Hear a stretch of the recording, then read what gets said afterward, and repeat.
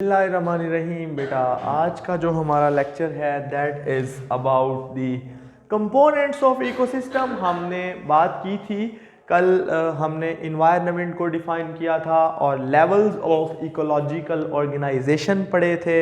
और उसमें हमने कहा था सर सबसे छोटा लेवल पॉपुलेशन होता है, फिर कम्युनिटी बन जाती है, फिर इकोसिस्टम बन जाता है, फिर बायोस्फीयर लेवल तक हम गए थे, हमने सेपरेटली स्पीशी को डिफाइन किया था। लेकिन जो आज हम बात करने जा रहे हैं वो एक्चुअली कंपोनेंट्स ऑफ इकोसिस्टम की बात करेंगे। तो बेटा एक तो आप जानते हैं कि इकोसिस्टम के दो तरह के फैक्टर्स होते हैं। पहले जो फैक्टर्स हैं उनको हम कहते हैं एबायोटिक कंपोनेंट्स, यानी यानी इकोसिस्टम के अंदर आपने पढ़ा था कि कम्युनिटी प्लस एबायोटिक कंपोनेंट्स ये क्या चीजें होती हैं? ये नॉन लिविंग फैक्टर्स होते हैं, जिस तरह आग, मिट्टी, हवा, पानी, रोशनी वगैरह वगैरह। ये इनके बारे में तो हमने नहीं पढ़ना, हमने बायोटिक कंपोनेंट्स के बारे में बात करनी है और वो बहुत अहम है। तो उनको हम कहते हैं दी बायोटिक कंपोनेंट्स ऑफ इकोसिस्टम। और बायोटिक कंपोनेंट्स बेसिकली ये लिविंग थिंग्स होती हैं, ये जिंदा चीजें होती हैं जो इकोसिस्टम में पाई जाती है। बायोटिक कंपोनेंट्स को बेटा अगर डिफाइन करें ना, एक्सप्लेन करें, ये तीन तरह के होते हैं। इनकी तीन टाइप्स क्या होंगी? एक को हम कहेंगे बेटा प्रोड्यूसर, दूसरे को हम कहेंगे कंज्यूमर और तीसरे कंपोनेंट को हम कहेंगे डीकंपोजर। ये बड़ी इंटरेस्टिंग बात है, सही है। जो प्रोड्यूसर होगा ना उसको हम कहेंगे, जो ये तीन तरह के जिंदा चीजें एक इकोसिस्टम में होती हैं। जो प्रोड्यूसर होगा they can prepare their own food, वो अपनी खुराक खुद बना सकते हैं बाय या तो फोटोसिंथेसिस या फिर कीमोसिंथेसिस। ठीक है, मुख्तलिफ केमिकल से अपनी फूड बनाने को। यानी ये आप याद रखें, प्लांट्स इनकी एग्जांपल हैं, एल्गी, फोटोसिंथेटिक बैक्टीरिया, ऐसे बैक्टीरिया जो फोटोसिंथेसिस करते हैं।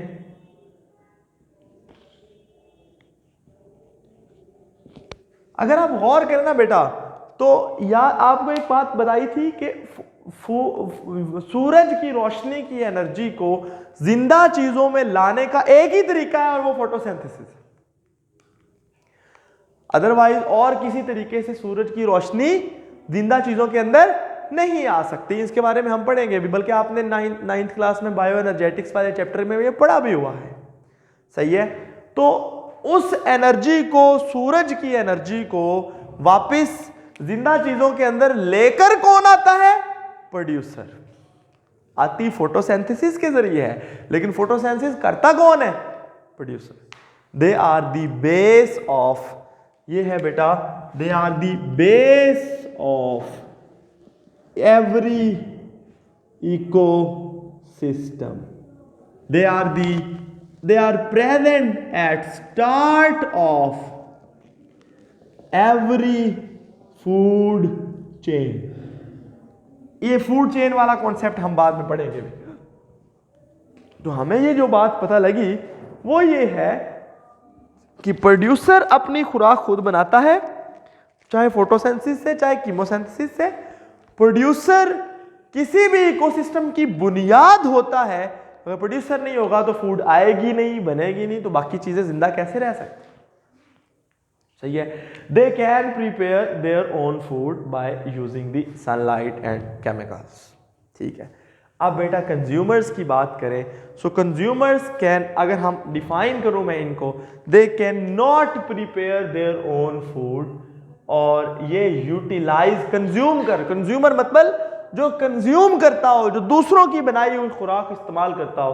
They can prepare their own food and use the prepared food, बनी बनाई खुराक लेते हैं। सही है, बनी बनाई खुराक। जब ये डिकम्पोजर को थोड़ा सा इधर हम बाद में लिख लेंगे क्योंकि हमारे पास जगह कम है थोड़ी, ठीक है। तो कंज्यूमर्स में आपको बेटा पढ़ा रहा था, कंज्यूमर्स कंज्यूम करते हैं, किस चीज को कंज्यूम करते हैं, इनके बारे में हम पढ़ेंगे। प्रिपेयर्ड फूड, दूसरों से ली गई खुराक को कैसे, इनकी 3 टाइप्स होती है बेटा। इनमें से एक को हम कहते हैं प्राइमरी कंज्यूमर, दूसरों को हम कहते हैं सेकेंडरी कंज्यूमर, और तीसरों को हम कहते हैं टर्शरी कंज्यूमर्स। समझ आ गई? प्राइमरी कंज्यूमर डायरेक्टली किस चीज को खाता है बेटा? प्राइमरी कंज्यूमर हर्बीवोर होता है। क्या होता है? अब नाम से जाहिर है, वो प्रोड्यूसर को खाता है। हर्ब मतलब जड़ी बूटियां, हर्बीवोर जो जड़ी बूटियों को खाता हो। सही है। So they are herbivores, they eat, they feed on the vegetation. ये गोश्त नहीं खाते, ये शाकाहारी है। सही है। They feed on vegetation. कभी गाय को चिकन खाते देखा है बेटा? या बकरे को मछली खाते देखा हो? आराम से बैठ के से फ्राई करके खा रहा हो, कबाब खा रहा, नहीं ना। तो जो जिस तरह गाय है, भैंस है, बकरी है, घोड़ा है, ये सारी चीज़ें बेटा वेजिटेशन खाती हैं, यानी ये इनकी एग्जांपल है। दे directly feed on the vegetation, they directly they eat the producer. ये किसको खाते हैं? प्रोड्यूसर। ठीक हो गया? अच्छा जी, इनकी एग्जांपल मैंने बता दी, ठीक है। गाय, भैंस, बकरी, आप काओ, एक ही एग्जांपल काफ़ी है, बाकी आप याद कर ही लेंगे। दूसरे नंबर पे बेटा जो सेकेंडरी कंज्यूमर होता है ना, सेकेंडरी कंज्यूमर दे ईट प्राइमरी कंज्यूमर,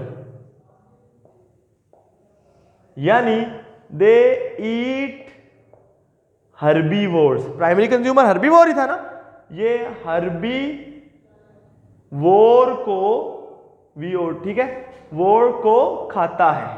दे ईट दी हर्बीवोर्स, ये उनको खाते हैं। अच्छा, जब ये हर्बीवोर्स को खाता है तो खुद ये क्या हुआ? ये गोश्त खाता है, ये कार्निवोर हुआ। ये खुद क्या होते हैं?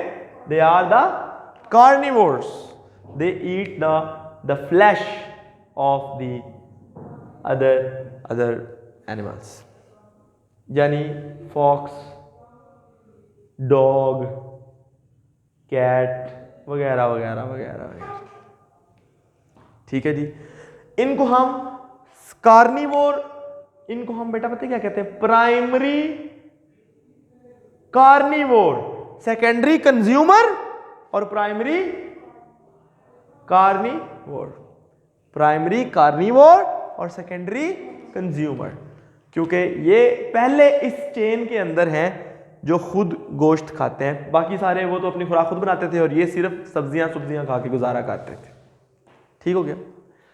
जो टर्शरी कंज्यूमर होता है ना बेटा, वो आम तौर पे वो इसको भी खा सकता है और वो इसको भी खा सकता है। एक बात तो ये है, ठीक है।